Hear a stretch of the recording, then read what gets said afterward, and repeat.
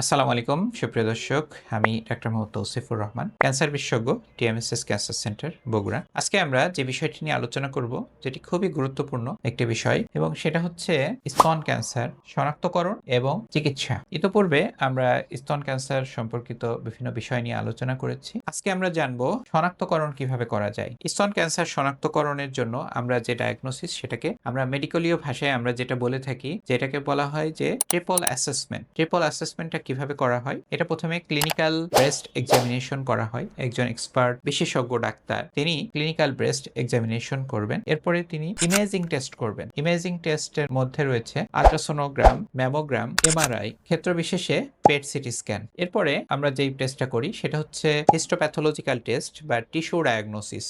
Tissue ডায়াগনোসিসটা আমরা কয়েকভাবে করতে পারি। তো সবচেয়ে রিলায়েবল যেটা, সেটা হচ্ছে কোর বায়োপসি টেস্ট। তো কোর বায়োপসি টেস্টের মাধ্যমে আমরা যখন এটা শনাক্ত করি, তাহলে এই তিনটা ডায়াগনোসিস যখন একসাথে আমরা কনফার্ম করি, তখন একটা ব্রেস্ট ক্যান্সার কনফার্ম হয়। এছাড়াও আরো কিছু পরীক্ষা নিরীক্ষা রয়েছে। এটা আরো ব্রেস্ট ক্যান্সারের অনেকগুলো ধরন রয়েছে। তার ভিতরে কিছু কিছু ধরন আছে আগ্রাসী ধরনের, কিছু কিছু আছে অতটি আগ্রাসী নয়। সেই বেসিসের উপর ভিত্তি করে আমরা আবার স্তন ক্যান্সারকে লুমিনাল গ্রেডিং সিস্টেমে আমরা ভাগ করি, লুমিনাল ক্যাটাগরি সিস্টেমে ভাগ করি। সেক্ষেত্রে আমরা হরমোন সেন্সিটিভ এবং হরমোন সেন্সিটিভ নয়, দুইটা ভাগে আমরা বিভক্ত করি। হরমোন সেন্সিটিভ ব্রেস্ট ক্যান্সার নয়, যার ভিতরে একটা রয়েছে যে triple negative breast cancer. Triple negative breast cancer সবচেয়ে আগ্রাসী একটা ধরনের ক্যান্সার। এছাড়াও HER2 পজিটিভ ব্রেস্ট ক্যান্সার, যেখানে আমাদের অ্যান্টি HER2 অ্যান্টিবডি দেওয়ার প্রয়োজন পড়ে। এছাড়াও আমরা এইগুলো ডায়াগনোসিসের জন্য আমরা যেই টেস্টটা করে থাকি সেটা হচ্ছে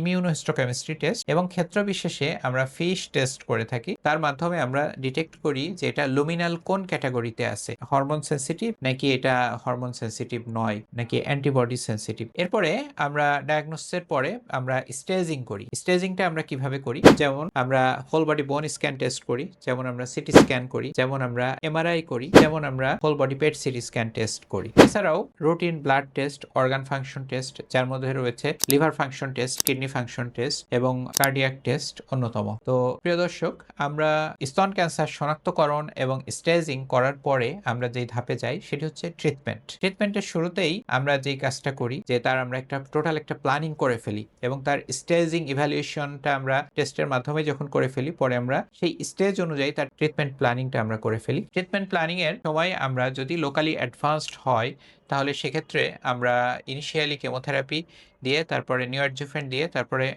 সার্জারি, তারপরে রেডিওথেরাপি, তারপরে অ্যান্টিবডি থেরাপি এবং হরমোন থেরাপি, আমরা এইভাবে আমরা চিকিৎসাগুলো করতে পারি। তবে দেখা যায় যে অধিকাংশ ক্ষেত্রেই ব্রেস্ট ক্যান্সার যদি আর্লি স্টেজে আসে বা এটা লোকালি অ্যাডভান্সড যদি না থাকে, তাহলে এটা আমরা বিভিন্ন ধরনের সার্জিক্যাল ম্যানেজমেন্টটা আগে করে, পসিবল সার্জিক্যাল ম্যানেজমেন্টটা আগে করে তারপরে আমরা অন্য থেরাপিগুলোতে যেতে পারি। ব্রেস্ট ক্যান্সার চিকিৎসা সবার ক্ষেত্রে একই রকম নয়, তবে মোটা দাগে কিছু ট্রিটমেন্ট অপশন রয়েছে। সেই অপশনগুলো আমি একটু বলতে পারি। সেটা হচ্ছে chemotherapy, radiotherapy, surgery, hormone therapy, antibody therapy, immunotherapy এবং বোন ডাইরেক্টেড থেরাপি। তো এই চিকিৎসাগুলোর মাধ্যমে একজন স্তন ক্যান্সারের রোগী তিনি যদি দ্রুততম সময়ে যথাযথভাবে চিকিৎসা গ্রহণ করেন, তাহলে অলমোস্ট 100% স্তন ক্যান্সারের রোগী তারা ভালো হয়ে যেতে পারে। তো প্রিয় দর্শক, আমরা আজকে স্তন ক্যান্সার সম্পর্কে জানলাম, স্তন ক্যান্সারের শনাক্তকরণ এবং চিকিৎসা সম্পর্কে জানলাম। আসুন আমরা নিজে সচেতন হই, পরিবার এবং সমাজকে সচেতন করি। আমার আপনার সকলের ঐকান্তিক প্রচেষ্টায় দূর হোক ক্যান্সার চিকিৎসা সকল অন্তরায়। সবাই ভালো থাকবেন।